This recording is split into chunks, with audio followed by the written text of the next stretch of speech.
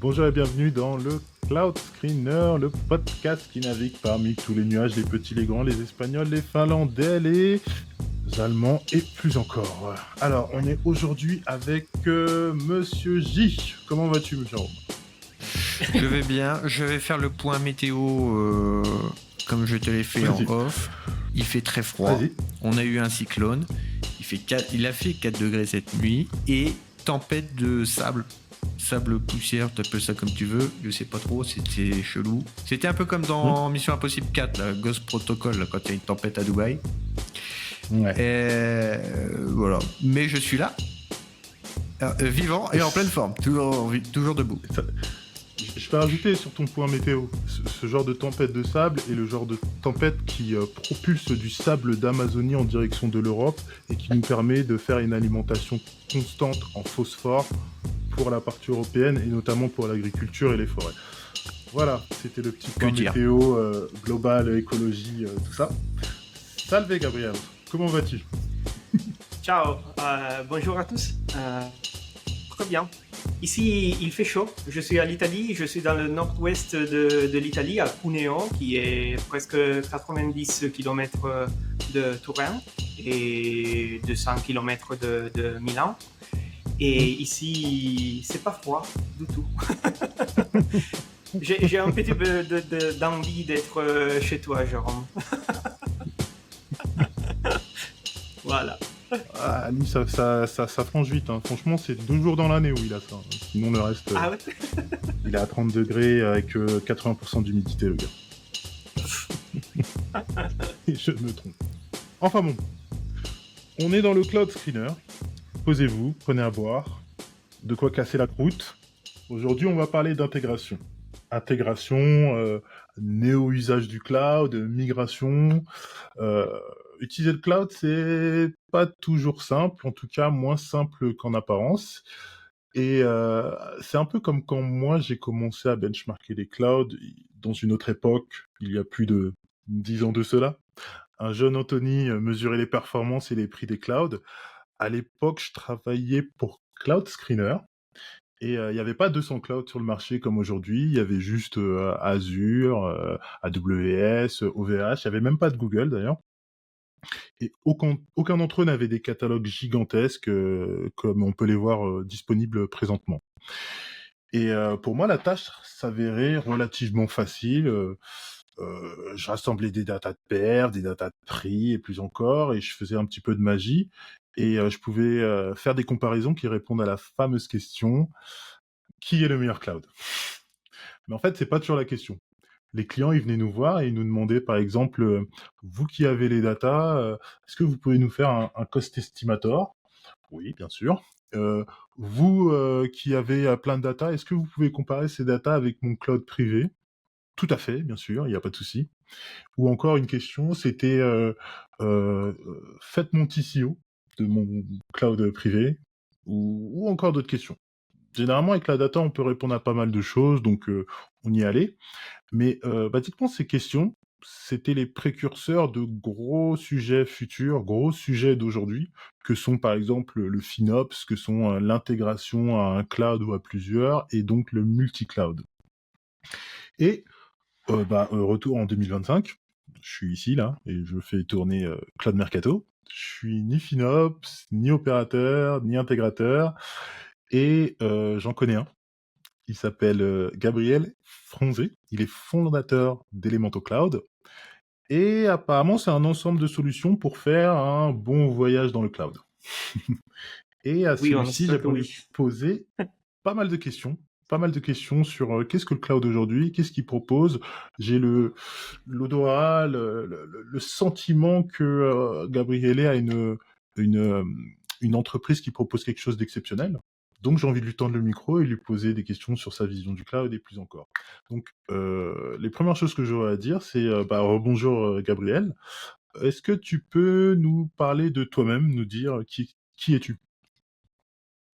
Oui, je peux essayer quand même. En fait, je suis italien. Je parle français parce que je suis pas loin de la France.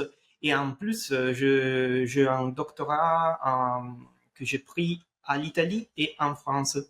Parce que j'ai vécu un an et demi à Nantes. J'ai étudié pendant mon PhD, mon doctorat à Subatec, qui est un institut de physique des particules à l'IMT Atlantique de Nantes. Et donc, je suis en physique des particules.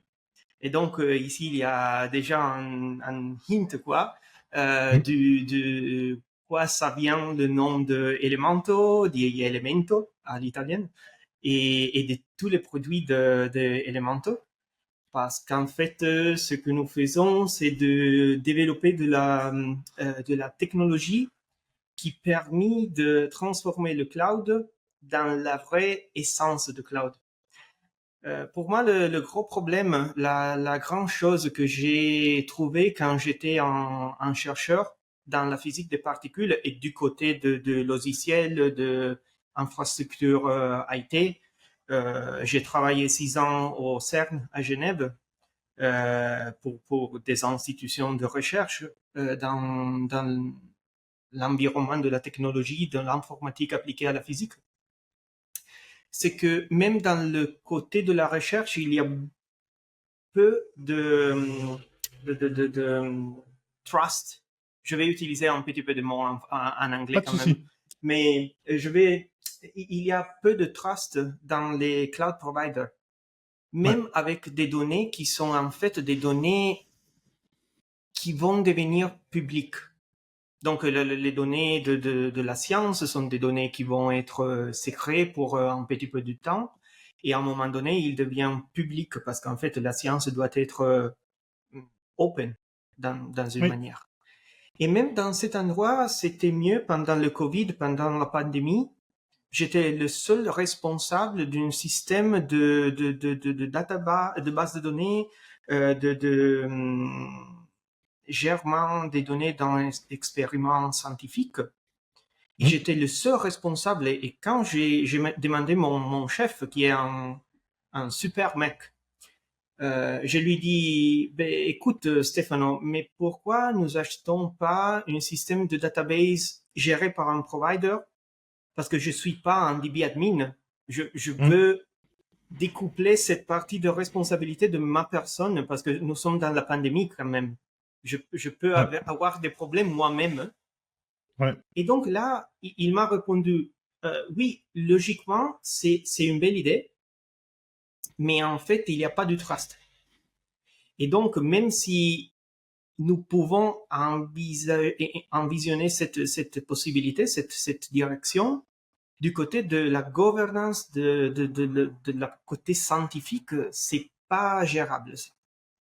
Et donc, là, j'ai commencé à penser à une solution qui pouvait transformer le cloud dans un environnement plus universel, plus universellement acceptable comme environnement où mettre de la technologie, où mettre ta représentation informatique de ta entreprise, de ta réalité. J'ai commencé à parler de ça avec une collègue, Federica Legge, qui est aussi une chercheuse dans la physique nucléaire. Nous étions dans le même bureau à Turin. Et j'ai commencé à parler de ça avec Filippo Valle, qui est maintenant le CTO de Elemento. Federica Legge, elle est la cofondatrice de Elemento. Et donc là, on est arrivé à l'idée sur laquelle on peut développer cette discussion, je crois, que le cloud doit devenir, pour être vraiment du cloud, doit devenir une matière primaire, doit devenir quelque chose de très similaire à l'électricité, au gaz, à l'eau qui vient des robinets. Et voilà, ça doit pas être une chose, voilà, ça doit être une commodity en anglais. Et voilà. Ça, c'est l'idée fondatrice de Elemento. L'idée fondatrice, voilà. Très bien. Et donc, cette entreprise, vous l'avez créée quand? Nous, on a commencé dans 2021. Le 10 août, on est allé du notaire à enregistrer la compagnie. Il faisait chaud, quand même. Et maintenant, à août, ça sera 4 ans d'activité. On a commencé à vendre quelque chose dans la fin de 2023, le dernier de mois. Et l'année passée, on a vendu nos solutions pendant toute l'année en enregistrant mois pour mois une augmentation Une de ventes croissance? voilà, une croissance de 20 fois en fait. Donc, Oh! oui, c'est mieux, c'est pas mal comme résultat. Quand même, c'est un résultat qui, pour être confirmé les années prochaines, Suivante. sera Ouais. difficile parce que 20 fois, c'est beaucoup. C'est une chose qui peut arriver la première année. Les années après, peut-être un petit peu moins ou pas. Parce qu'en fait, l'année passée, on a commencé à vendre des solutions pas trop technologiques, pas trop visionnaires, pas trop incroyables, parce que Mhm. ça, c'est la base technologique qui nous devions tester et essayer avec nos premiers clients. Et donc, Ok. c'était une année de consolidation. Et maintenant, on commence à travailler sur une philosophie même plus euh, développée que la première. D'accord. Donc là, tu me dis que... Enfin, tu me parles de produits moins techniques. Moi, quand je suis sur ton website, je vois que oui, vous êtes technique. Là, il n'y a aucun doute là-dessus. Je vois un électro-app, je vois un hyperviseur, je vois un cloud network. Euh, pas mal de choses qui sont complètement techniques. Et c'est quoi donc ces services un peu moins techniques, je dirais peut-être plus humains, c'est du conseil, c'est quoi? Mais bon, merci de ta question parce que c'est une chose sur laquelle on a commencé à travailler pendant quelques mois. Et Mhm. maintenant, on a compris que les produits que tu as vus sur le site web, quoi que tout le monde peut voir sur le site web, ce sont en fait, ce sont des technologies. Mais le produit, c'est une chose qui est une combinaison de toute notre technologie. Et ça, c'est la vraie chose sur laquelle on peut pousser sur le added value, Ok. sur la Euh, valeur ajoutée, c'est ça, non? Ajouter exactement. Ajouter, Bien vu. voilà, la Mm. valeur ajoutée sur nos produits, parce qu'en fait, c'est une question d'écosystème. Il y a Mhm. beaucoup de startups qui commencent avec un produit très focalisé et très optimisé, très technologiquement avancé.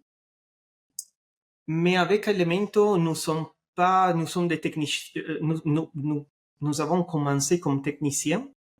Et donc, on n'a pas la possibilité, la capacité de penser à choses simples.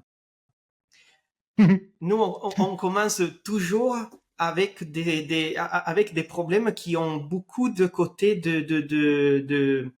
d'attaque, quoi. Et donc, Mm. il y a, à chaque fois que nous commençons avec une nouvelle ligne de business, on a beaucoup de produits qui doivent être développés et orchestrés pour arriver à la solution finale. Dans Mm. ce moment, tous les produits qui sont sur le site web sont ces petits morceaux de la solution au problème de nos clients, mais la solution au problème de nos clients, c'est en fait l'écosystème qui est généré par la combinaison de ces produits. Donc maintenant, je commence à parler de ça en fait. On plonge Les dans le produits qui sont... multi-cloud? Pardon? On est en train de plonger dans le multi-cloud ou dans le multi-service? Dans le multicloud, fait dans la belle façon. Je te pose Ok, une question. Si vas-y. tu veux faire du Kubernetes multicloud, qu'est-ce que tu dois faire? Qu'est-ce que tu peux faire, en fait? Alors, si je devais faire le publicitaire, j'utiliserais la solution capsule de Scaleway qui permet de gérer plusieurs Kubernetes, peu importe le provider de celui-ci. Si je n'étais pas promoteur de Scaleway à l'instant T, bah, je devrais lire plein de bouquins et recruter des gars pour tout surveiller. Parce que ce serait chiant. Parce que ce serait chiant et qu'il y aurait des problèmes partout. notamment pour Voilà. maintenir les versions de tout entre différents clouds. Voilà. Donc, Capsule, c'est sincèrement très intéressant. Et c'est déjà une belle chose que nous sommes en train d'étudier. Mais en fait, c'est la solution la plus simple devrait être d'acheter des clusters Kubernetes de chaque provider que tu veux utiliser et de faire une layer d'interconnexion entre les providers, entre les Kubernetes gérés par chaque provider. Mais chaque provider a déjà des lock-ins même sur Kubernetes. Ça peut être des plugins de certification, des plugins de login, des choses comme ça, qui vont limiter assez la portabilité entre Kubernetes. Et Kubernetes est un système très portable. C'est déjà un système dans lequel tu devrais t'attendre d'avoir beaucoup de portabilité. Et en fait, même là, la portabilité n'est pas assurée, quoi. Et donc, c'est la galère, ça. Donc, nous, comme élément, tu as bien dit, il y a l'hyperviseur qui est focalisé sur des systèmes on-prem, des systèmes cloud on-prem, quand même, parce que c'est un hyperviseur. Tu vas l'installer sur tes serveurs ou sur tes serveurs dans colocation. Ça peut marcher quand même. Mais en fait, c'est un système privé. Et donc, on a comme élément l'interconnexion avec des providers déjà développés à différents niveaux d'intégration. Ce que nous sommes en train de faire, c'est une élévation de notre idée. Pour le moment, nous on a un niveau de portabilité complète de virtual machines entre différents providers et sur l'on-prem. Donc, tu peux commencer on-prem, tu peux prendre une machine virtuelle, tu peux la déplacer sur le cloud et ça va marcher. Et c'est déjà une grande chose. Mais nous sommes en train d'introduire un concept tout nouveau. Et le concept tout nouveau, c'est une Cloud Factory. OK. Donc, c'est l'écosystème de produits Elemento que nous sommes en train de vendre depuis 1 an et demi. Ce écosystème peut être appelé un Cloud Factory. Et l'idée, c'est que tous les parts où tu as besoin de ressources cloud, dans l'on-prem, en utilisant plusieurs providers, en faisant du cloud hybride, en faisant la combinaison que tu veux de hardware, quand même, tu peux lancer avec Elemento une Cloud Factory sur ce hardware que tu as sélectionné. Et du moment où tu as une Cloud Factory qui est déjà en train de boucler là-bas avec l'hyperviseur dedans, avec toute notre technologie dedans, tu as un niveau sur lequel tu peux installer des plugins, des spécifications qui sont le Kubernetes vraiment multi-cloud, qui sont les S3 vraiment multi-cloud, qui sont les VM vraiment multi-cloud. Et les VM sont déjà prêtes, mais tous les autres blocs qui nous on va rendre intercompatibles avec le concept de Cloud Factory seront des blocs qui peuvent être développés par le champion de chaque typologie de bloc. Je te fais un exemple. Si je dois trouver le bloc qui va faire Kubernetes multi-cloud dans le Elemento Cloud Factory, peut-être ça sera Capsule. J'irai parler avec Scaleway, j'irai lui dire, écoute, tu as déjà un Kubernetes multi-cloud qui marche très bien, je veux t'intégrer avec ma solution parce qu'en cette manière, tu peux avoir des clients qui vont boucler sur tes machines, mais tu vas faire une habilitation d'avoir un système Kubernetes multi-cloud dans chaque provider. Des providers européens, des providers américains, des providers asiens, africains, de l'Océanie. On a découvert une chose incroyable. Je ne sais pas comment appeler ça en français, ça ne me souvient pas, c'est New Zealand. Ça s'appelle Nouvelle-Calédonie, c'est ça? Catalyst? Pardon? Catalyst Cloud? Voilà, c'est Nouvelle-Calédonie, non? En français, New Zealand. En New Zealand, non, c'est Nouvelle-Zélande. Nouvelle-Zélande, pardon. Je ne rappelle plus le nom. Et Accessible. là-bas, on a trouvé ce cloud. Mhm. Et en parlant avec ce cloud qui peut-être dans les prochains mois sera intégré avec Elementor, on a découvert que en Nouvelle-Zélande, on a de la compliance de GDPR. Et la Nouvelle-Zélande, c'est les antipodes de l'Italie. Donc, si je dois proposer à mes clients à l'Italie un système de backup vraiment au sommet de la résilience, je vais lui dire, écoute, les backups, on peut les faire en Nouvelle-Zélande. Parce que si les deux antipodes ont des problèmes au même moment, écoute, le backup, c'est pas ton problème, en fait. C'est pas nos problèmes. Et donc, c'est ça. C'est le concept de Cloud Factory, c'est vraiment de la commodisation ou commodification du concept de cloud. N'importe quel est le provider du silicon, de l'hardware, la chose c'est qu'avec le bon niveau de software, de logiciel, tu vas avoir un environnement complètement transversal sur lequel tu peux mettre le vrai champion de chaque chose. Comme je dis, j'ai vécu à Nantes. J'ai découvert après qu'à Nantes, il y a une grande entreprise de cloud qui s'appelle Clever Cloud. On a des contacts avec eux. J'ai découvert, par exemple, qu'ils ont une très belle solution de serverless. Et de nouveau, serverless, c'est une chose que tu t'attends de trouver sur un cloud provider. Et donc, c'est de nouveau naturel de penser qu'à un moment donné, la côté de serverless avec Elementor, avec le Cloud Factory, sera développé en partnership avec Clever Cloud si ça lui plaît, en fait. Yes. Et c'est beaucoup scalable comme business, comme tu vois. Oui. Donc, si je comprends bien, cette idée de Cloud Factory, pour vous, l'idée, c'est que, j'ai envie de dire, vous allez même au-dessus de la commodité. Vous dites, le cloud est une commodité, c'est clair et net, il y a des VM, il y a des ci, il y a des ça.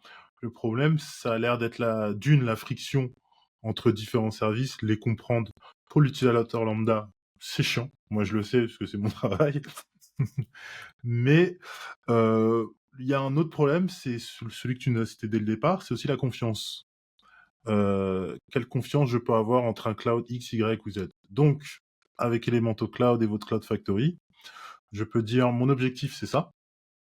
Et vous allez router mon objectif vers les solutions les plus adaptées à mon problème.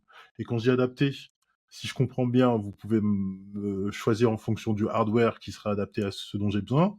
Il y a aussi la compliance et il y a aussi la destination. Voilà. Oui, c'est ça. D'accord. En fait, notre idée, c'est que au-dessus de le Cloud Factory, tu vas développer des blueprints, Ouais. des définitions. C'est encore une chose que nous sommes en train de développer avec des partenaires et voilà. Mais l'idée, c'est que avec nos propres langages, avec le brevet qui nous avons déjà à l'Italie et déjà déposé presque partout, on a ce langage universel. Au-dessus de ça, on peut faire des blueprints qui sont, par exemple, écoute, ça c'est ma compagnie. Ma compagnie a un contrôleur de domaine Windows, a un serveur pour faire de file server. On a un cluster Kubernetes. Et au-dessus du cluster Kubernetes, on a des bases données. Au-dessus de cluster Kubernetes, on a des Lambda Functions. Ouais. Peut-être. Et après, il y a aussi un système de réseau qui va mettre dans la même local network plusieurs sites de ma compagnie.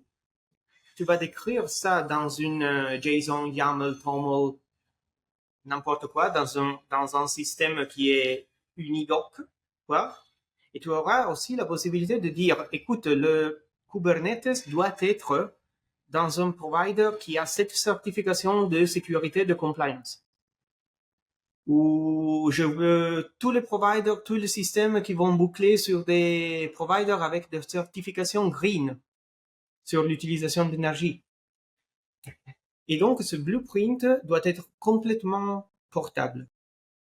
Quand tu as fait cette migration, cette dernière migration de ton système très spécifique, très personnalisé, dans ce blueprint extrêmement portable, tu auras la possibilité de faire des essais quand même sur plusieurs providers pour essayer de trouver la meilleure optimisation de coûts, de performance, de choses comme ça. Et là, c'est vraiment la chose sur laquelle on a déjà parlé, je crois, il y a un an, à propos de collaborer aussi avec Cloud Mercato. Parce qu'en fait, cette base de données, la possibilité d'avoir des insights sur les coûts, c'est une chose très intéressante pour les clients et les manteaux. Tout à fait. Je vois totalement le truc. Quelqu'un que je sais que ça pourrait intéresser, c'est Jérôme. Il fait souvent des migrations cloud, à peu près tous les week-ends. Ah ouais. Ouf. Moi, je suis un fou de migration. Je migre. Je migre tous les matins. Je suis un oiseau. Ouais. Et du coup, je pense que tu as pas mal de questions à propos de tout ça, Jérôme. Ouais, bien sûr. Non, alors moi je suis pas technique, je suis désolé, j'essaye de comprendre, je fais mon maximum, il y a des trucs, vous me perdez les gars, je suis perdu. Donc j'ai des questions plus pour les simples d'esprit comme moi. Qui nous écoutent, on est là les gars, et en fait c'est nous la majorité, hein. Ah, c'est pas les intellectuels, c'est pas les doctorants, c'est les petits comme nous. Alors justement, je fais un petit parallèle. Ça change quoi la vie de chercheur, le passage de la vie de chercheur à la vie de CEO? Qu'est-ce qui a changé dans ta vie? Je crois que ça sera plus facile de parler de ce que n'a pas changé, en fait. Parce que quand tu changes de la vie de chercheur à la vie de entrepreneur, et c'est difficile. Une chose que j'ai vraiment apprécié quand j'étais en France, à Nantes, c'est qu'à différence de ce que nous faisons à l'Italie, dans l'école de doctorat en Nantes, en France, il y a des petits cours optionnels que tu peux sélectionner qui sont déjà des bases de entrepreneurship. Ça, c'est une chose que j'ai vraiment appréciée parce que je crois que les personnes qui arrivent à une thèse de doctorat ou pas sont des personnes qui ont pas. C'est pas une question de formation, c'est plutôt une question d'expérience. Non, c'est pas nécessaire, mais c'est une aide. Avoir une thèse, avoir fait des études, c'est pas nécessaire du tout. Ici, on a beaucoup de mecs qui ont pas même une thèse, qui travaillent extrêmement bien. Et je suis très content de travailler avec eux. Donc, c'est pas un problème, c'est pas une nécessité, mais du côté français, donner la possibilité aux chercheurs, donner la possibilité pendant l'école de doctorat d'apprendre des petites bases pour faire l'entrepreneur, c'est une chose très intéressante qui m'a aidé beaucoup. Et c'est aussi la raison pour laquelle j'essaye toujours de continuer à parler en français, de venir en France, je me sens moitié italien, moitié français, même si je suis italien en fait. Je suis très reconnaissant avec la France pour ça, et pas seulement pour ça. Mais donc, en revenant à ta question, Jérôme, ce que j'aime dire, et la chose de laquelle je suis très convaincu, c'est que je fais le chercheur tous les jours comme entrepreneur. Donc, si tu commences chercheur, tu peux pas arrêter d'être chercheur. C'était ma Donc, question, justement. voilà. En fait, c'est un truc que j'avais déjà fait. Enfin, j'en avais déjà parlé. Je sais plus avec quel invité. Je m'en excuse, invité que j'ai oublié. Mais alors, c'est peut-être parce que je suis psychorigide ou pas, je sais pas. Mais j'ai l'impression que notre domaine de formation nous inculque une sorte de pas de lifestyle, mais de façon de penser, de schéma de pensée pour résoudre des problèmes, pour se poser des questions, etc. C'est-à-dire qu'une personne dans ma tête, hein, peut-être que je dis des bêtises, et après ça évolue, le cerveau il bouge, c'est un muscle. Enfin, c'est pas un muscle, mais c'est un muscle. Ouais, on se comprend. Ah les gars. Oui, Et donc, en fait, moi qui étais, par exemple, en économie, etc., je vois la vie avec les techniques qu'on m'a appris pendant que j'ai été formé et formaté, j'ai envie de dire. Et donc, j'ai tendance à dire à penser qu'un chercheur qui devient CEO, il verra toujours les problèmes de CEO sous le prisme d'un chercheur, en fait, en essayant de résoudre ce problème-là. C'est ça. Je peux te donner un petit exemple d'une chose qui est arrivée. C'est que, étant donné que j'étais pas seulement en physique des particules, mais en physique des particules expérimentales. Donc, en physique des particules, habitué à gérer avec beaucoup de données, à faire de l'analyse, pas de la théorie, en fait. Il y avait un moment donné avec un fonds d'investissement qui a investi dans Elemento. Pendant un jour, je lui proposais un business plan complètement développé avec des chiffres, pardon pour le bruit, des chiffres très intéressantes. Et maintenant, après, je crois, 2 ans, ces chiffres sont celles que j'ai estimées il y a 2 ans. Et ce mec de fonds d'investissement était en train de me dire, mais écoute, avant de tout, je n'ai jamais pensé que tu avais la possibilité de le faire pendant un jour, un business plan si spécifique et si précis, que tu es toujours en train de respecter après 2 ans. Et ça, c'est une chose qui vient de la physique, de l'approximation et de la sensibilité que le métier de chercheur m'a donné pour gérer avec les nombres. Voilà. Ok. Alors tout à l'heure justement tu parlais un peu de simplicité et que en tant que technicien on a tendance peut-être à complexifier les choses. Est-ce que justement tu te dis ou est-ce que t'essaies t'essayes entre guillemets de te corriger parce que des fois ça peut être pas mal de différentes façons en te disant comment est-ce que je peux simplifier ce problème en tant que CEO. Est-ce que tu as des tips, mais est-ce que des conseils ou des façons de te corriger qui pourraient aider aussi d'autres personnes quand tu fais face à une sorte de situation que tu aurais tendance à surcomplexifier. Je sais pas si le mot existe, mais on se comprend. Oui, absolument. De nouveau, je suis en physique. Et donc, la physique, c'est toujours de découpler les problèmes d'un sous-problème. Parce que le problème général, tu sais pas toujours comment les rapprocher, comment commencer à trouver une solution. Parce que ce sont des problèmes complexes sont tout à fait complexes. Le nom déjà suggeste ça. Donc, si tu as la possibilité, la sensibilité de prendre un gros problème et de le réduire dans des sous-problèmes plus petits et peut-être déjà rapproché par quelqu'un d'autre avec une solution théorique déjà validée, tu vas découvrir que en fait un gros problème, un problème complexe, c'est 70% déjà adressé et tu as un 30% sur lequel tu dois faire le chercheur.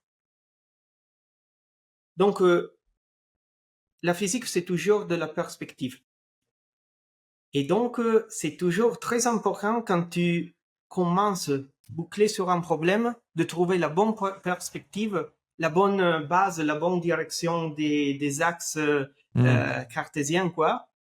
pour représenter ton problème et pour commencer à travailler pas dans une direction qui va te porter sur la solution avant des autres d'une sous-problème déjà adressé par quelqu'un d'autre, mais tu vas être très focalisé sur la solution des problèmes qui sont vraiment les problèmes qui sont nouveaux. Et ça, c'est de Donc, faut bien l'innovation. définir le problème, quoi.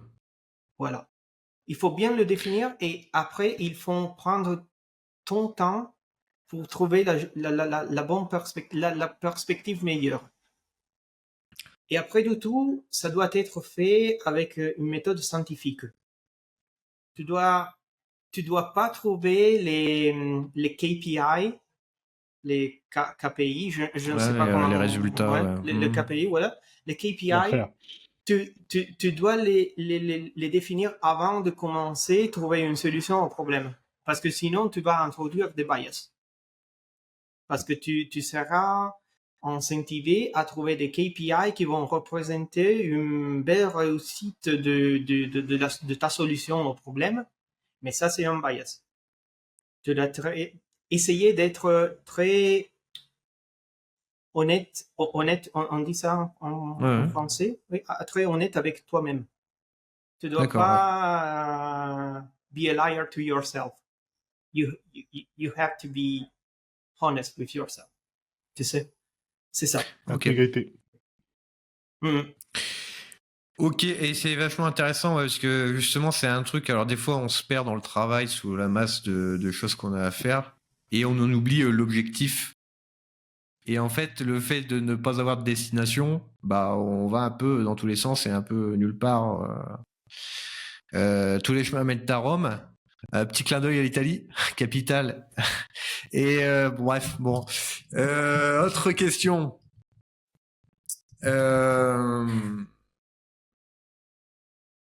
Le slogan, en gros, c'est Your Cloud, Your Rules et Your Freedom de Elementor Cloud.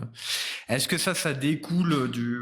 Justement, est-ce que tu as le sentiment que les clients sont peut-être plus... ils ont pas assez de liberté, ils sont peut-être plus clos, plus enfermés. Est-ce que c'est le résultat d'une frustration, en fait, tout ça? Oui, mais en fait, le cloud était une très bonne idée. Le cloud, je crois, c'était une définition donnée la première fois en 2003 en Texas par un professeur de l'université de Austin ou de Houston. Je crois ça. Je ne rappelle plus le nom. Mais la définition, c'était le cloud, c'est en fait seulement l'ordinateur de quelqu'un d'autre. Je peux me tromper sur la date, je peux me tromper sur la location géographique, mais la définition était celle-là. Et il n'y a pas de problème de boucler sur l'ordi de quelqu'un d'autre. C'est pas un problème philosophique. C'est plutôt un problème technique. Parce que quand tu commences, ou commercial, parce que quand tu commences à être dépendant de quelqu'un spécifique qui te donne les ordis, et voilà, tu as laissé ton pouvoir contractuel sur la table et tu es en train de dire au cloud provider, écoute, tu peux faire ce que tu veux avec les prix, tu peux faire ce que tu veux avec les performances, parce que tout à fait, si tu vas réduire les performances, je vais faire de la scalabilité verticale. Et si tu vas augmenter les prix ou modifier le terme et les conditions, je vais les accepter parce qu'en fait, je suis dépendant de toi. Et donc, c'est ça le grand problème. Aujourd'hui, il y a beaucoup de discussions à propos du cloud souverain européenne. Nous sommes en train de travailler beaucoup et avec beaucoup de joie de travailler ensemble avec Dynamo Cloud, qui est une initiative qui fait du multi-cloud avec les providers européens, vraiment son drapeau, et c'est vachement une très grande initiative avec laquelle nous avons la possibilité, laissez-moi dire la fortune de travailler avec. Mais le problème, c'est pas en étant nous européennes, c'est pas de ne pas utiliser des clouds qui ne sont pas européennes. Le problème, c'est que on doit avoir la liberté de sélectionner le cloud le plus proche à nos nécessités. Dans ce moment, le marché du cloud, c'est extrêmement biaisé par le fait que quand tu commences avec un cloud A, tu vas essayer de trouver toutes les solutions avec le cloud A. Même si Scaleway a la belle solution avec Kubernetes Capsule, même si la puissance et les performances avec les disques sont meilleures chez AppCloud, même si les performances avec la puissance des CPU, c'est beaucoup mieux avec le provider B. Et donc, c'est terrible ça. La chose, la liberté qui nous manque sur le cloud, c'est d'avoir la possibilité de faire du cherry picking en anglais. Donc, de sélectionner les fruits meilleurs de le gros arbre du cloud qui, en fait, a beaucoup de branches, a beaucoup de branches. Je ne sais pas comment dire ça en français. Branche. C'est De pas branches, très original, voilà. mais branche. Ouais. A beaucoup de branches. Chaque branche, c'est un provider. Et chaque branche va porter des fruits tout à fait différents. Mais peut-être pour faire ta salade de fruits, tu dois prendre une poire, une orange, une pomme et une cerise. Et la vraie liberté, c'est d'avoir la possibilité, en étant une entreprise européenne, de boucler sur des clouds européennes pour les clients européens, de boucler sur des clouds américaines pour les clients américains, sans changeant rien de ta définition de ta infrastructure. Et si on arrive là, on arrive vraiment à interpréter ou à considérer les data centers, à considérer les endroits où le cloud est produit comme des usines à production d'électricité, c'est ça. Donc la liberté qui nous manque, c'est de ne pouvoir pas changer le producteur de ta électricité dans ta propre maison. C'est ça. Alors justement, nous, on est français. On passe 23 heures par jour. Enfin, allez, on va dire 18 heures par jour à se plaindre. Le reste, on dort. Et puis voilà. Donc c'est l'instant coup de gueule. Qu'est-ce qui t'agace le plus dans le cloud? Est-ce que c'est le truc que tu viens de dire ou il y a un truc qui, tu vois, en tant que... Je crois que là, il y a une chose qui... nous avons travaillé avec maintenant 60 cloud providers en essayant de trouver le prix, en essayant de trouver une base de données comme celle de Cloud Mercato pour faire des analyses nous-mêmes. Et avec 60 providers déjà... Oups. Forza Italia. Oui, le klaxon marche, en fait. Pardon pour ça, mais bon. On a bouclé avec 60 providers, on a trouvé 10 providers avec des API pour le pricing. C'est tellement vrai. Et ça fait chier. C'est une chose incroyablement facile à implémenter. C'est une chose sur laquelle les providers européens qui sont en fait en train de suivre les providers américains qui sont les leaders du marché peuvent faire d'aujourd'hui à lendemain d'implémenter des API avec le prix et ils ne le font pas. C'est une chose ça, c'est vachement con. J'ai trouvé j'ai Ça, eu c'est la ton côté français, fortune. ça. Ouais. Oui, j'ai trouvé le premier provider qui nous a contacté et intégré dans Elementor, c'est AppCloud, c'est un provider finlandais. Hmm. Nous, on est amis avec eux. On a fait une foire tous ensemble à CloudFest à l'Allemagne cette année. Hmm. Et donc, on a décidé de commencer avec eux parce que la documentation des API était vraiment bien faite. Parfaite. C'est clair. En fait, Rien à oui. dire. En fait, oui. Et il y a Rien à les dire. API des prix. Il y a Exactement. les API des prix tous les jours mis au jour. Hmm. Donc, je crois que cette chose va coupler beaucoup avec vous chez Cloud Mercato parce que Clair. je crois que depuis plus longtemps que nous, vous êtes en train de D'éplucher. trouver Ah oui. cette typologie de données.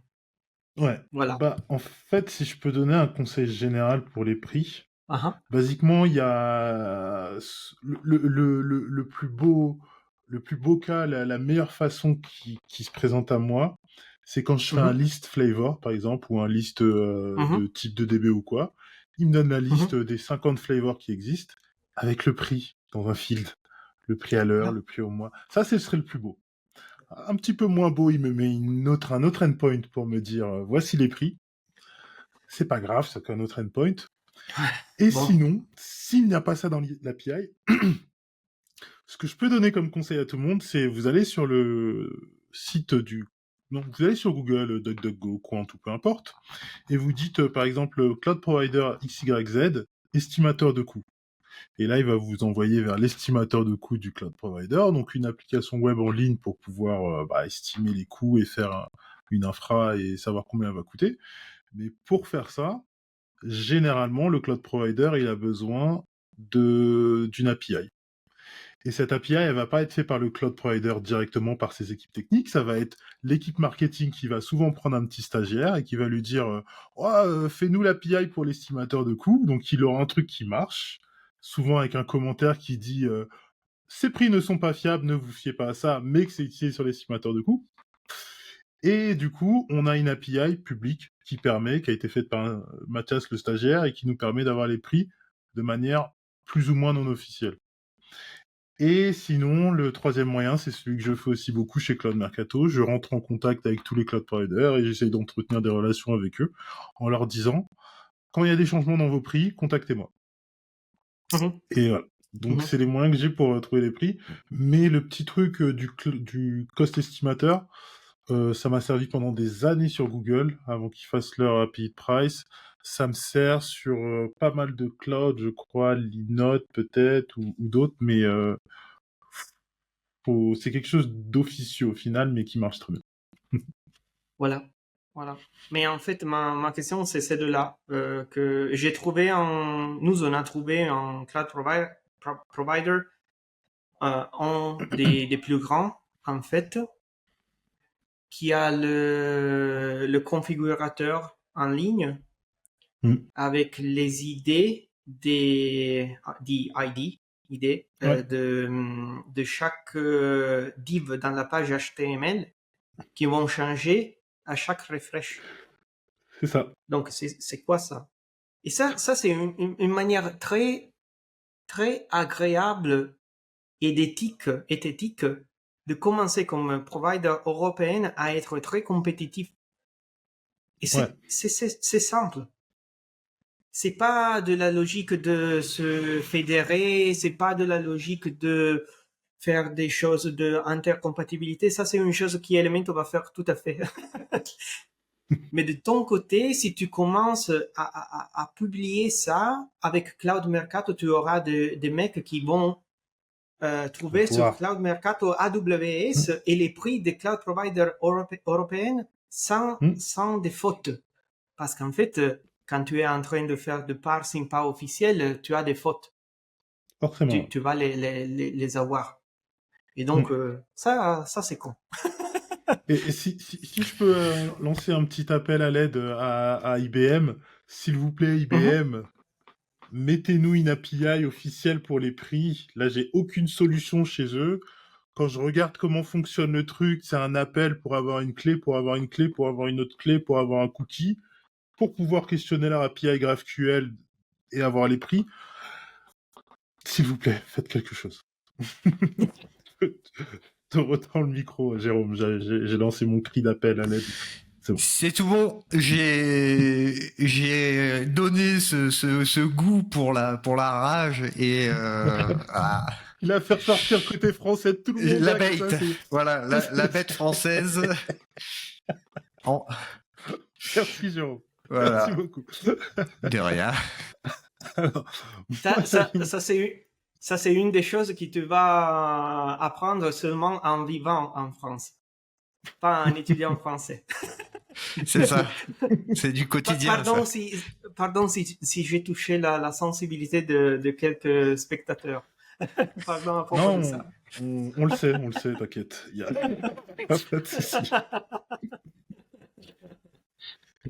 Alors, j'avais une question pour toi, Gabriel. C'est qu'est-ce que c'est une infra on-premise de nos jours? Qu'est-ce que les gens veulent laisser sur le cloud? Qu'est-ce qu'ils veulent laisser chez eux? Pour quelles raisons? Vu que toi, tu rencontres pas mal de gens on-premise, ce que moi, je ne fais que très peu, j'ai cette question pour toi.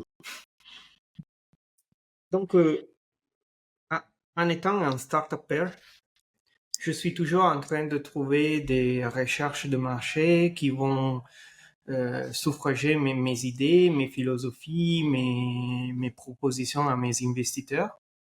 Et donc, j'ai trouvé un donné qui est vachement incroyable. Ces données, c'est je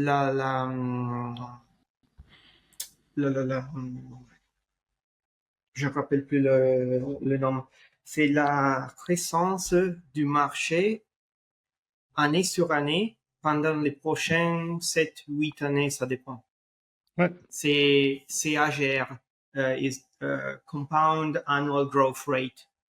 Ok. Et donc, c'est en fait à chaque année quel est le pourcentage de croissance par rapport à l'année passée que tu vas avoir. Donc, si dans 2025, tu as un marché qui a une évaluation de 100 et tu as un CAGR de 20%, l'année après, tu auras 120 de valeur.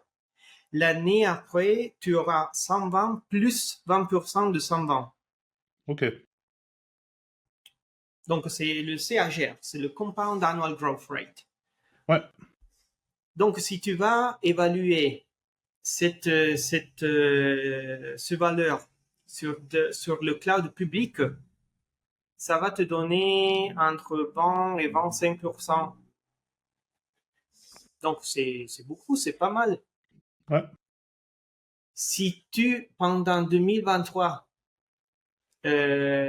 auras utilisé cette donnée était pendant 27-28%, et les données à propos de la présence de cloud on-prem, de cloud sur tes serveurs, était presque 15-16%.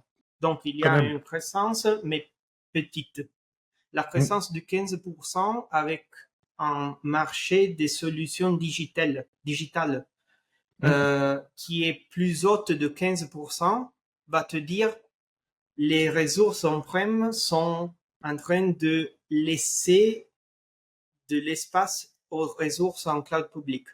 Donc, si tu as le marché de toutes les infrastructures informatiques, de tous les produits digitaux, qui va avoir une croissance de 20% an par an, et tu as une croissance de l'on-prem de 15%, tu es en fait en train de perdre. De perdre. Voilà. Dans ce moment, la croissance des infrastructures cloud on-prem est estimée de cette année pendant 30% et 35%. Donc, c'est mieux que le marché des infrastructures digitales. C'est mieux que la croissance de le marché de cloud public. Donc, ça nous dit qu'en fait, l'on-prem, les serveurs privés sont pas morts. ils ont tout à fait besoin d'une nouvelle possibilité, d'une nouvelle façon de les utiliser. Donc, l'acquisition par Broadcom de VMware, c'est en fait une chose qui a fait un gros tremblement de terre sur le cloud on-prem. Mais ça a fait un tremblement de terre parce que beaucoup d'entreprises, je crois 90% pendant l'Europe, sont en train d'utiliser des serveurs privés avec VMware au-dessus. Oui. Et donc, je crois, en revenant à ta question, qu'est-ce que c'est un on-prem, une infrastructure on-prem? Maintenant, c'est une solution legacy sur laquelle tu peux utiliser des machines virtuelles de Kubernetes et peut-être des autres services cloud-like, mais c'est pas construite comme un cloud local. C'est pas encore construite comme ça. Dans le futur, j'espère aussi avec ma propre technologie, la technologie d'Elementor, ça sera un cloud privé avec tous les produits que tu t'attends de trouver avec un cloud provider à l'extérieur. Donc S3, Kubernetes, Lambda Function, VM, tout à fait, le networking, le réseau, load balancing, que les Kafka ou MQTT ou n'importe quoi. Mais dans le futur, l'on-prem sera tout à fait, dans ma vision, dans ma philosophie, sera tout à fait un provider dédié à toi. Dans ton propre serveur, chez toi ou dans le colocation. Ok. C'est un peu ce que vendent certains cloud providers. Je crois que on peut citer Sysleven en Allemagne ou je crois que Cloud le fait aussi pas mal de vendre un cloud privé, c'est-à-dire ils vous construisent un cloud tel qu'ils l'ont construit chez eux, mais juste pour vous. Oui, absolument. Absolument. C'est une chose qu'ils ont essayé aussi les hyperscalers. Il y avait AWS Outpost, je crois que c'est discontinué. Ouais. On avait Snowflake par Microsoft Azure ou quelque chose comme ça. Je peux me C'est tromper, pas sur Outpost, sur Snowflake, je peux me tromper. Mais en fait, sur Outpost, je savais une chose très spécifique, c'est que en fait, le control plane du cloud était le même de AWS. Donc, de ton côté de l'account AWS, tu avais une région adjonctive dédiée à toi, chez toi, dans des racks chez toi. Mais si cette région perdait de la connexion à Internet, pendant 15 minutes, tout se serait cassé. Ok, je savais pas du tout ça. Donc, il y avait ce niveau parce que le control plane n'était pas une chose qu'ils étaient capables ou qu'ils voulaient t'installer chez toi.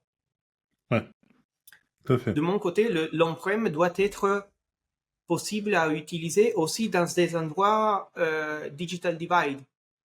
Vous savez qu'est-ce que c'est le digital divide? Parce que je crois qu'à l'Italie, on a beaucoup d'endroits où on n'a pas de la connexion en fibre, par exemple.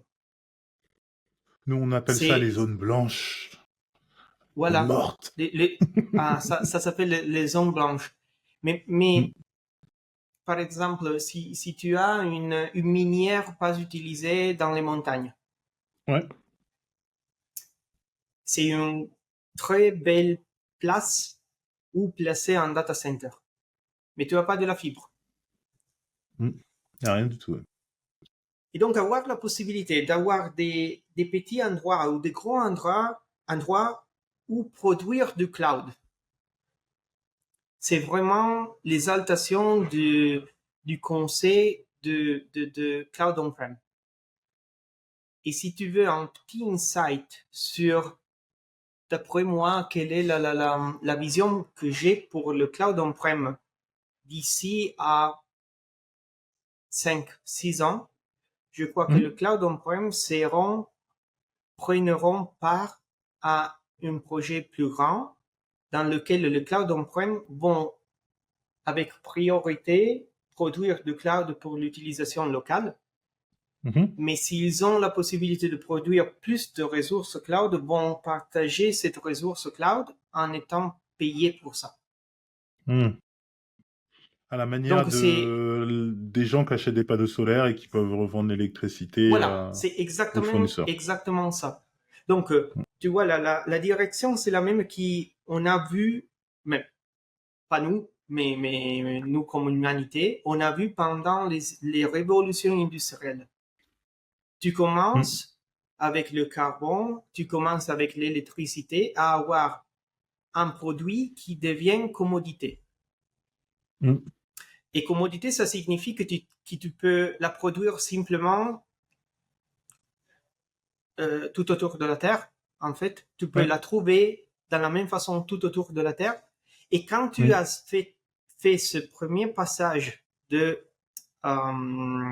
le produit du produit à commodité, tu vas avoir la possibilité de faire de la téléproduction avec des panneaux solaires pour l'énergie électrique, mais quand même pour le cloud, ce sera la même chose. Et ça, Tout à fait. c'est pas trop différent de ce que Nvidia est en train de faire avec les AI factories. C'est ce que C'est j'allais en dire, fait oui. très focalisé sur AI factory. C'est très focalisé sur AI. Mais ce qu'ils ont présenté à Paris il y a 2 semaines, j'étais là à GTC, c'est en fait une chose révolutionnaire. C'est de donner la possibilité à, bref, grande entreprise, mais pas trop grande entreprise, d'avoir un supercomputer pour faire de l'AI chez eux. Donc, d'avoir un supercomputer on-prem. Hmm. Ça, c'est pour l'AI. Ils sont les champions à propos de l'AI et c'est vachement incroyable ce ils sont en train de faire. Même si moi, je suis scientifique et agnostique, mais en fait, Nvidia a fait quelque chose de très intéressant et AMD est en train de faire quelque chose de très intéressant quand même. Mais de mon côté, c'est la même typologie de philosophie, de essayer de trouver un endroit où le cloud peut être on-prem et peut être collaboratif. C'est ça. Hmm. Bah aussi, je pense que pour Nvidia, faut sparse les GPU un peu partout parce que quand un seul GPU consomme 800 watts, faut diluer la responsabilité, le nombre de watts chez les gens, plutôt que de le laisser à une entité qui va consommer des terawatts. Enfin, ça c'est mon avis, Voilà. mon petit avis. Tu sais, j'ai vu une autre pourcentage. Je crois que dans 2024, l'utilisation d'énergie électrique par le cloud tout autour de la Terre, c'était le 6% de la production. Le 6% pour le cloud. Avec la révolution de l'intelligence artificielle, pendant 2032, ça sera 32% de la production. C'est une chose qu'on doit optimiser de maintenant. Hmm. Et les GPU Nvidia qui sont en train d'utiliser 600, 800, 1 kW, pas encore, mais nous arriverons là avec des produits, des procès de production plus petits avec le silicone, Hmm. sont des choses beaucoup plus efficientes. En fait, une nouvelle GPU Nvidia, soit AMD, a une efficacité qui est 2 fois celle de la famille à l'intérieur Précédente. ou même plus. Donc, Hmm. l'efficacité va enlargir, mais en fait, c'est pas assez pour absorber la croissance d'utilisation d'énergie électrique de 6% Ouais. à 32% pendant 10 ans ou 8 ans. Hmm. Et là, on doit faire des choses, on doit distribuer plus la chose. On doit Hmm. avoir aussi de l'optimisation du côté de la résilience. La distribution, la géodistribution, c'est aussi une chose qui est très sensible. Va le dire aux Ukrainiens, va le dire aux Israéliens, aux Palestiniens, aux Iraniens, aux Russiens. Hmm.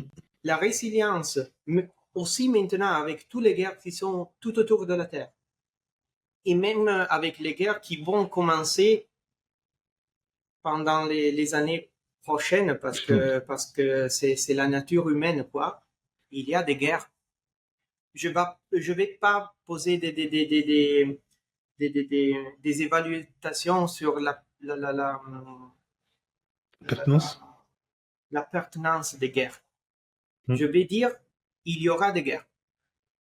Mm. Et donc, on est passé du concept de mainframe où tu as des terminaux, quoi, connectés à un gros ordinateur. Et maintenant, le plus grand cloud provider de la Terre, qui est AWS, si je ne me trompe pas, du côté de numéro de data center, a 95 ou quelque chose plus data centers, de lesquels 25 sont dédiés au gouvernement des États-Unis. Et donc, c'est 70 data centers. Et dans le monde entier, on a presque 200-250 nations. Donc, on est toujours dans le rapport de distribution très similaire à ce qu'il y avait avec les mainframes. Ouais. Et donc, la reliance, la résilience, la redondance, c'est en fait une illusion, peut-être. Et donc, cette illusion va être sanée ou modifiée par une plus grande distribution des endroits de production de cloud. De Ouais. mon côté, ça c'est ma opinion. Moi aussi, c'est un petit peu mon opinion. Enfin, c'est ce quoi vers j'aimerais que l'humanité tende, surtout, en fait. Mais du coup, tu crois beaucoup au cloud, au data center Edge, du coup. Absolument oui. Absolument oui. Mm. Parce que c'est aussi une manière de réduire tes nécessités de réseau. Ouais, c'est clair. Donc, si tu as la possibilité d'utiliser des data centers Edge avec la même interface que tu utilises avec des data centers pas Edge, tu as la possibilité de couper beaucoup la bande qui est nécessaire pour transférer l'information importante de l'Edge au centralisé. Et donc, oui. Ouais. Ok. J'ai une petite question avant de commencer une session spéciale, tu verras. Vous avez créé vous avez codé, si je me trompe pas, un hyperviseur. Cet hyperviseur qui s'appelle Atmos. Et il est là pour être en concurrence avec QEMU, pour être en concurrence avec VMware, pour être en concurrence avec quoi? C'est une super question, Anthony, parce que c'est une chose de laquelle je suis très content et très proud. Comment on dit proud en français? Fier. On dit français.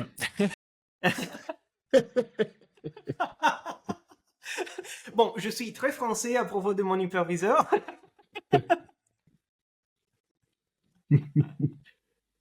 Bref. Mais mon hyperviseur, c'est en fait pas un hyperviseur. Donc, laisse-moi te dire quelque chose en plus. Mon hyperviseur qui s'appelle AtomOS ou Atomos, c'est tout à fait basé sur KVM QEMU upstream. Donc, c'est pas un fork.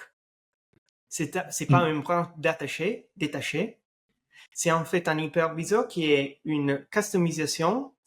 Nous vendons la customisation avec le software, avec les daemons, avec le logiciel qui nous a inventé, mais qui au-dessus parle avec un KVM QEMU installé dans Alma Linux, Rocky Linux, Red Hat Compliant, tout à fait.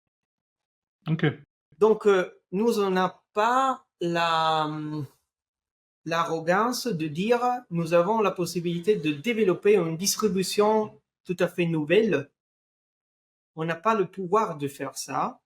On va utiliser une distribution dans laquelle les mises à jour de sécurité et de compatibilité hardware sont vachement incroyables. C'est Red Hat quand même. Ouais. Donc tu as la compatibilité, la binary compatibility avec les logiciels pour Red Hat. Ouais. Mais au-dessous de ça, ce que nous avons développé, c'est en fait une manière d'orchestrer les hyperviseurs basés sur Virch, KVM, QEMU. Ok. Donc, si tu veux, mon produit, c'est similaire aux hyperviseurs de Red Hat, à Ovirt, à des choses comme ça. C'est similaire à Proxmox, mais sans toute la chose sans le branching, sans le forking, sans le wrapper. Avec AtomOS, tu vas utiliser TVM, tu vas faire de l'activité de sysadmin avec Virch, avec les utiles de ligne de CLI, de Command Line Interface. Tu vas utiliser les utiles standards de Linux. Mais au-dessus de ça, tu as un niveau de orchestration, et ça, c'est la chose brevetée. Ok. Et donc, oui, je suis fier de ça. Je suis français de ça, Jérôme. Pour ta grande connaissance en informatique, Jérôme, KVM, basiquement, c'est l'hyperviseur, ce qui te permet de créer des machines virtuelles dans ton Linux. Et QEMU, c'est ce qui va, entre guillemets, émuler, mais de nos jours, c'est plus trop de l'émulation, QEMU, émuler le CPU virtuellement dans la machine. Donc QEMU, Alors, en théorie, tu peux lui dire fais-moi un CPU Intel ou fais-moi un CPU de Mega Drive. Mais vas-y, je t'écoute.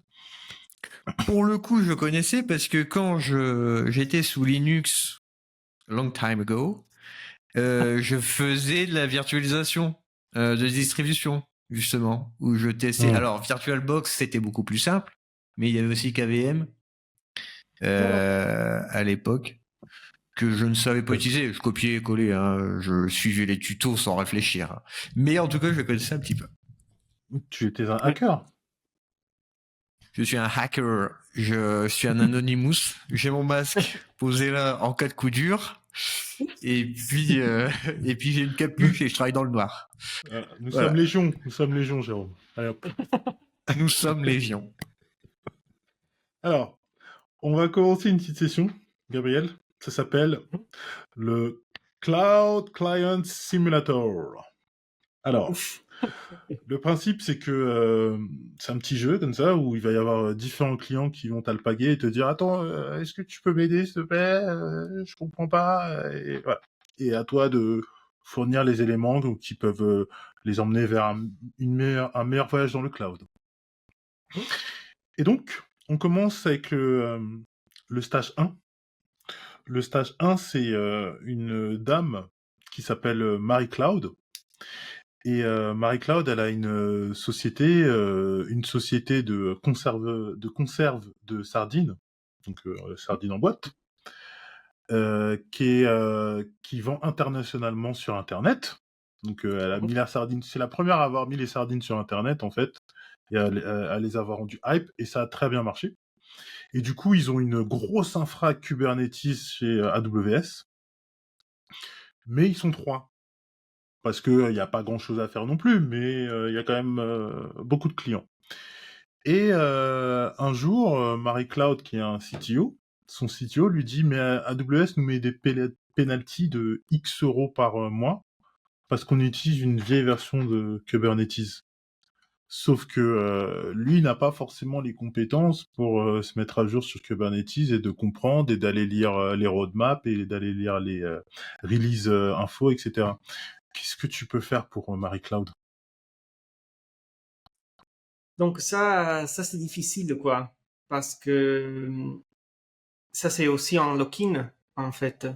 J'ai trouvé des cloud providers qui, quand tu commences ton marché avec Kubernetes, te vont pas faire changer la version. Donc, c'est l'opposé de ce que Marie Cloud est en train d'essayer de résoudre. Donc, là-bas, j'essayerai de déplacer ou de mettre une nouvelle infrastructure parallèle à celle de AWS, de Marie Cloud, pour faire une dernière migration sur un Cloud Factory, en fait. Donc, de faire une dernière migration sur des serveurs qui sont dédiés à MariCloud, où MariCloud a la possibilité de rester sur la version Kubernetes sans des fines, non? Sans de pénalités. Ouais. Et donc, après avoir fait ça, je créerai une infrastructure un petit peu plus puissante de celle de laquelle elle a besoin, pour lui permettre d'avoir un cluster parallèle sur lequel faire des migrations avec calme, quoi. Des migrations entre les versions différentes de Kubernetes. Il y a pas longtemps, j'ai commencé à travailler avec un de mes clients qui sont en train de boucler sur Kubernetes 1.18 parce que le provider n'a pas mis à jour le Kubernetes depuis, je crois, 6 ans ou quelque chose comme ça. Et maintenant, on doit faire la migration soit avec beaucoup de consulance ou de travail chez nous comme développeur, ou chez un partenaire comme développeur, soit en faisant tous les steps Une par une. entre chaque version, quoi. Ouais. Et donc, j'essayerai de dire MariCloud. Je vais te demander comment cloud est écrit quand même sur MariCloud. Ça peut être C-L-O-U-D, peut-être. Ouais, mais ouais, c'est tout à fait ça, oui. MariCloud. Mais j'essayerai en fait de lui vendre une possibilité d'avoir plus de liberté dans le futur, en faisant aussi une comparaison de coûts. Parce qu'en fait, peut-être qu'en utilisant des serveurs dédiés, en oubliant AWS pour le moment, et en utilisant des serveurs dédiés et des personnes entre nos partenaires qui peuvent faire du management de clusters Kubernetes, MariCloud va sauvegarder de l'argent pour faire des autres choses et pour vendre plus de sardines. Ce sont des sardines portugaises ou nantaises? Écoute, Ils prennent les deux, du Portugal, de Grèce, bon? les trois, Portugal, Grèce et Italie. Pour mais petite référence, c'est une vraie personne en fait. Pardon? C'est une vraie personne, Marie-Claude. C'est des cas qui sont dans le cloud screener. C'est la femme de Patrick Sébastien qui fait tourner les sardines. Oh là là, je préfère pas rebondir. Alors, passons au stage 2. Stage 2, cette fois-ci, on a Henry Cloud.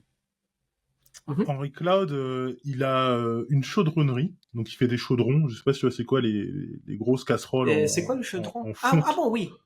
Oui, voilà. En italien c'est calderone. Chaudron. Ah, ok. Ouais, c'est logique. C'est presque le même. En portugais, c'est à peu près la même chose. Et donc, il a une entreprise de chaudronnerie très locale qui fonctionne avec, attention, une chaudronnerie automatisée. Donc, il y a des machines qui font plein de choses, qui vérifient les températures. Il y a de l'IoT partout dans son usine. Et donc, pour gérer cet IoT, il a quelques serveurs à la maison, comme ça. Et un jour, la température, elle a augmenté dans sa chaudronnerie, et les serveurs, ils ont flanché. Parce que un PC, ça n'aime pas quand il fait plus de 90 degrés, généralement. Et donc, on lui a dit, il faut que tu ailles dans le cloud, c'est plus simple, tu es chaudronnier, tu n'es pas informaticien, donne l'informatique à un informaticien. Et il n'a pas voulu.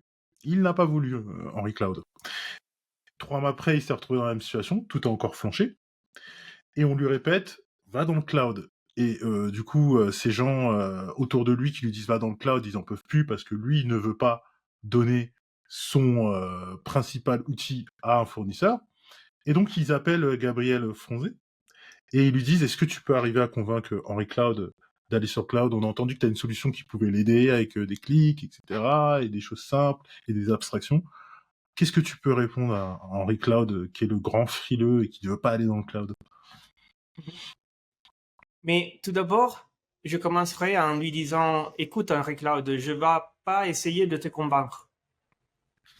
Je vais te donner la possibilité, dans le cas d'un nouveau accident, avoir la possibilité et la liberté de commencer à travailler sur le cloud pour quelques jours pour pas perdre la production de tes codons. Donc, étant donné qu'il y avait des problèmes avec les ordis locales pour des questions de température, on a des technologies, nous-mêmes, comme tu sais, Anthony, nous, on a des partenaires avec des producteurs d'hardware qui peuvent produire et fournir des serveurs avec de la tropicalisation, avec de la résistance à très haute température, plus haute que les normales. Donc ça c'est une chose qui fait du sens. Mais mon approche sera, écoute Henri, tu as une infrastructure edge en fait, ou locale, ou on-prem. La définition, à toi la définition. Si tu fais des backups en cloud, chiffrés, très chiffrés, pas possible de les ouvrir, même pas par Elemento. Les chiffres sont à toi, sont des choses que tu peux porter dans ton téléphone ou même écrit dans ton porte-carte ou n'importe quoi. Mais si tu fais des backups dans la normalité, quand et si tu as un nouveau accident pendant 6 heures ou 4 heures ou 2 heures, ça dépend de la dimension de l'infrastructure, je peux te faire boucler pour quelques jours dans le cloud. Pour pas perdre de la production. Je vais pas te forcer à boucler sur le cloud si tu veux pas. Je veux te représenter la possibilité d'avoir plus de liberté. Et écoute Henri, avoir des backups chiffrés dans le cloud, c'est tout à fait une chose que tu dois avoir quand même si tu veux continuer boucler sur le edge. Parce que si un accident arrive de nouveau, tu auras la possibilité de télécharger ton données, les déchiffrer, les installer sur les nouveaux serveurs et commencer à travailler, même là, même sans utiliser le cloud directement, quoi. Tu auras la possibilité de retourner boucler plus vite, même en restant seulement on-prem. Donc, ça, c'est mon approche. Ok, très bien. Moi, je pense que Henri Cloud est satisfait. Et du coup, on va passer au stage 3. Alors, cette fois-ci, on a Jean-Claude. Et Jean-Claude, il a monté une entreprise de fast fashion un peu particulière. Donc, les choses, typiquement, ou les sites où on peut envoyer les vêtements, se faire, Vinted, voilà, je cherchais le nom. C'est comme Vinted, sauf que là, c'est particulier parce qu'en fait, on accepte une personnalisation de l'objet avant sa revente. Donc, généralement, les gens, ils prennent un jean et ils le déchirent au cutter et ça fait du style. Il n'y a pas de souci. Ou sinon, ils prennent une pierre ponce, ils le frottent. Pareil, c'est du style. Donc, il y a un marché là-dessus. Où est allé Jean-Claude ? Et Jean-Claude, bah, il a fait une série A, il en est à la série B, là, pour arriver à avoir encore plus de thunes et aller sur l'Asie. Et le problème, c'est que Jean-Claude, il est chez Google depuis toujours. Il adore Google Cloud. Et pendant sa levée de fonds, on lui a dit bon bah là pour faire cette levée de fonds, il va falloir que tu utilises Microsoft Azure. Et bah lui, ça le fait un peu chier. Mais s'il veut pouvoir toucher 100 millions de dollars, bon bah il est obligé. Donc il a signé et il t'appelle tout de suite. Allô, Gabriel, est-ce que tu peux m'aider ? J'ai besoin d'un truc pour faire du multi-cloud parce que sinon on est foutu. Comment qu'on fait ? Bon, ça c'est plus difficile quand même. Ah ouais, non, c'est chaud. Ouais. Bon, en étant Azure, Azure a une belle offre, a une belle offre. Bref, une offre meilleure de celle de Google Cloud à propos de serveurs dédiés, quoi. Dans Google Cloud, les serveurs dédiés n'existent pas, ou oui, mais ils coûtent beaucoup. Bon. Et donc, ça dépend beaucoup de ce qu'il était en train d'utiliser sur Google Cloud quand même. Parce que parce D'accord. que s'il était en train d'utiliser Kubernetes, sur Google Cloud, sur Kubernetes, il y a beaucoup de personnalisations qui sont difficiles. Nous, chez Elementor, nous ne sommes pas des experts de Kubernetes, donc on ira commencer à trouver un partenaire très, très fort sur Kubernetes pour faire cette typologie de migration. Mais la migration, de mon côté, sera pas avec le bout d'arriver sur des Kubernetes gérés par Microsoft, Ouais. mais sera vers des Kubernetes gérés sur des serveurs dédiés par un partenaire. Ok. De cette manière, si ce jour-là, Jean-Claude, c'est le nom, c'est ça, non? C'est ça, Jean-Claude. C'était Jean-Claude. Cloud. Jean-Claude, t'as raison. Jean-Claude, si dans ce moment, il a besoin de boucler sur Azure ou Azure pour faire des choses, pour avoir des millions d'euros pour continuer son boucle, ça fait du sens. Si dans le futur, il y aura n'importe quel autre provider lui proposant des fonds, il aura la possibilité de se déplacer chez ce provider. Oui. Voilà, Je peux dire c'est vachement difficile. C'est plus difficile que les autres, quand même. ouais, je peux dire à Jean-Claude que la translation de Azure de Google à Azure ne va pas être si simple, ça va être une procédure sur un certain nombre de temps, mais qu'à la fin de cette procédure, il aura gagné une certaine liberté. Non seulement il est stable, Voilà. il est bien où est-ce qu'il est, mais il pourra ensuite remigrer, passer et faire des PRA autre part. Voilà, c'est exactement ça avec la valeur ajoutée de Ouais. Elementor, c'est que cette migration, cette translation, c'est jusqu'à une destination de agnosticisme. Ok. C'est pas une translation de Kubernetes géré par Google au Kubernetes géré par Microsoft. Donc, ça impliquera des autres migrations, des autres translations dans le futur, dans l'événement d'utiliser un autre cloud provider. Dans la façon d'Elementor, c'est la dernière translation de laquelle tu as besoin. C'est ça, la valeur. Ok. Oui. Jean-Claude, c'était le boss final. Hein. Et pouf, tu l'as eu à pas de couture. Hein, y a rien à dire. Moi, a priori, attends, je regarde mon barème. Mhm. Je pense qu'on est à peu près à 46 292 points. À peu près à ça, on est dans ces eaux-là, je pense, pour toi aussi, Jérôme. Non. Ouais, pas besoin de poption, rien. Pas besoin de popo, c'était parfait. Rien à dire. Ouais. Là, je sais plus c'est quoi notre world record, mais je sais que tu es dans le top 3 mondial. Mondial hein, du Cloud Client Mondial, Simulator. intergalactique Ouais. même. Ouais. Wow. Galactique, je suis pas sûr. Je suis pas sûr, faudra aller qu'on aille demander à la fédération, mais peut-être. Donc, merci beaucoup, Gabriel. Jérôme, C'était un plaisir. Aucun souci. Est-ce que tu as des questions à poser à notre boss du Cloud Client Simulator, notre speedrunner? Ouais. J'ai deux petites questions. Alors, c'est le genre de questions qui m'intéresse. Et je me dis que la commu aussi, ça peut l'intéresser. Bon, tu commences à avoir de l'expérience. Vraiment. Je veux dire, ça fait 5 ans. Je veux dire, 5 années super sérieuses. Je suppose que ça n'a pas été facile tous les jours. Je suppose que, enfin voilà, sinon tout le monde le ferait. Hein. Et si tu devais donner un conseil aujourd'hui au Gabriel d'il y a 5 ans, qui a commencé l'aventure, 4-5 ans, qu'est-ce que tu lui dirais?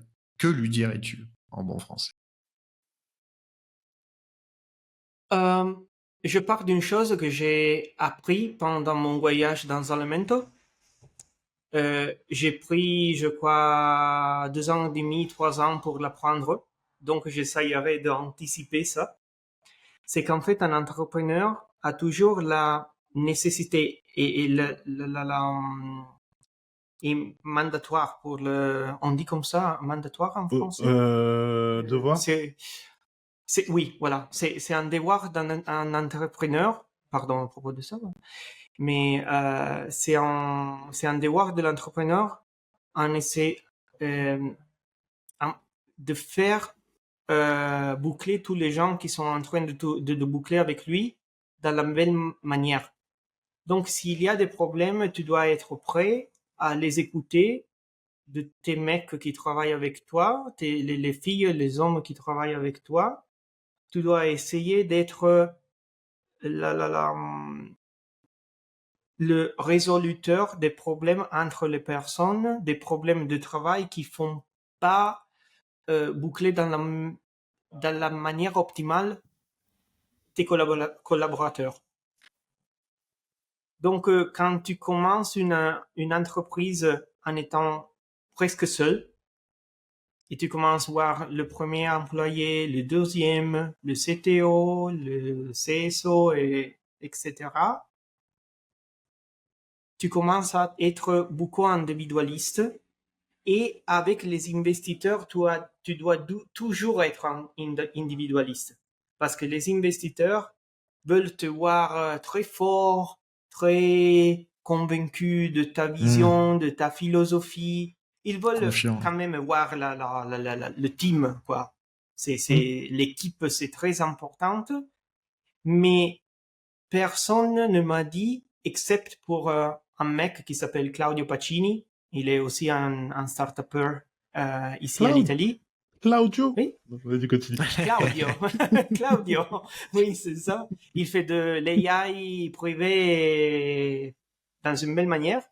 Mais Claudio, à Livorno, il est de Livorno, en Toscane, il m'a dit, tu dois toujours boucler pour faire en manière que tes collaborateurs vont performer de la meilleure manière. Il me l'a dit après 3 ans et j'essayerai de dire à Gabriele,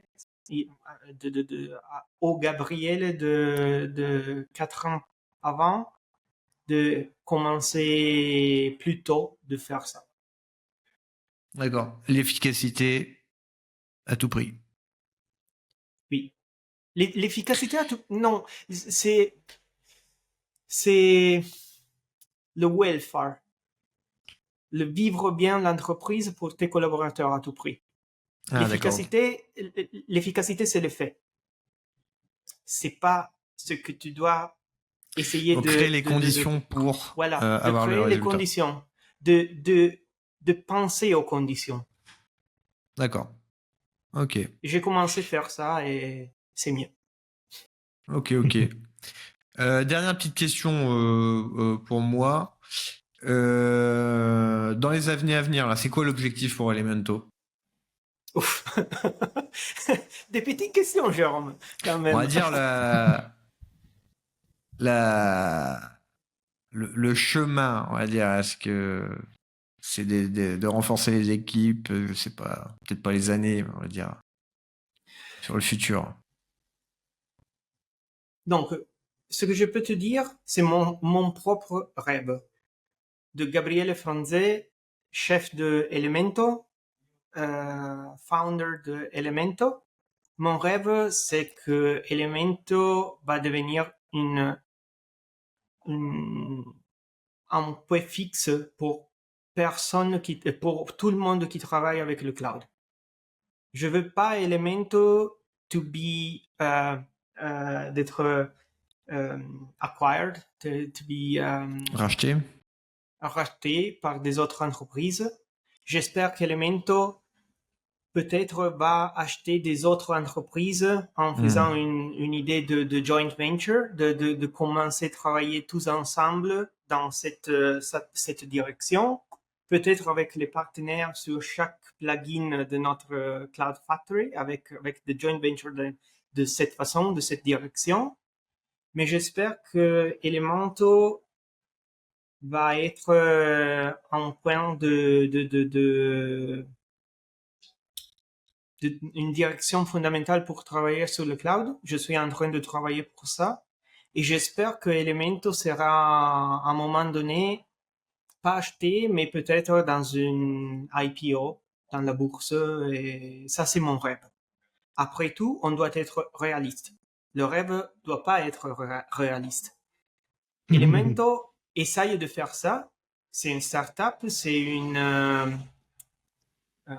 on est en train de faire je sais pas comment dire ça, je le sais en anglais. Elementor is a bet. Un pari. Je ne connais pas ça. Ah, c'est un pari? Ok. Elementor, c'est un pari, comme toutes les startups. Maintenant, on est assez grand pour dire que la possibilité de se tromper complètement, c'est presque faible. Peut-être qu'on réussit pas à avoir la croissance que nous sommes en train de chercher, que les investisseurs sont en train de chercher, et peut-être que nous serons rachetés par quelqu'un d'autre. Mais j'aime beaucoup plus le rêve. Voilà, c'est ça. On te souhaite de l'exaucer. Je sais pas comment on dit. D'y arriver. Oui, mais...